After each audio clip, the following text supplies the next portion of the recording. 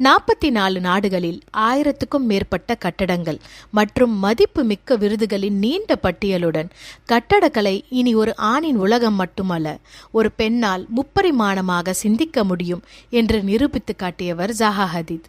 1982ஆம் ஆண்டு ஹாங்காங்கில் ஓய்வு நேர விடுதியை வடிவமைப்பதற்கான சர்வதேச போட்டியில் அவர் வென்றார்.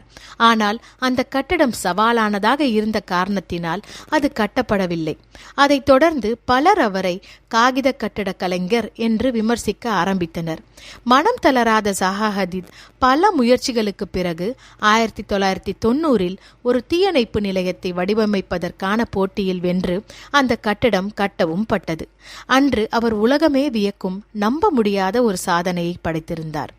வளைந்த முகப்புகள், கூர்மையான கோணங்கள் மற்றும் உலகில் உள்ள வலிமையான பொருள்களாகிய கான்கிரீட், ஸ்டீல் போன்றவற்றை பயன்படுத்தி மென்மையாகவும் அதே நேரத்தில் உறுதியானதாகவும் கட்டடங்களை உருவாக்கி பலரை அதிர்ச்சியில் உறைய வைத்தார் ஜாஹா ஹதீத்.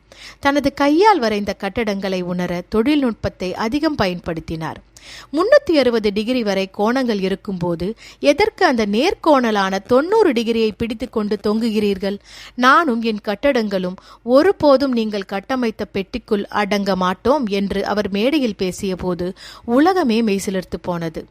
2015 பிரிட்டிஷ் RIBA தங்கப்பதக்கத்தை வென்று தனது ஏற்புரையில், இப்போது நாம் எல்லா இடங்களிலும் மிகவும் சிறந்த பெண் கட்டட கலைஞர்களை பார்க்கிறோம். இது எளிதானது என்று ஒருபோதும் நினைக்காதீர்கள். பல நேரத்தில் நாங்கள் சந்திக்கும் சவால்கள் மலையை விட மிக பெரியதாக இருக்கும் என்று கூறுகிறார்.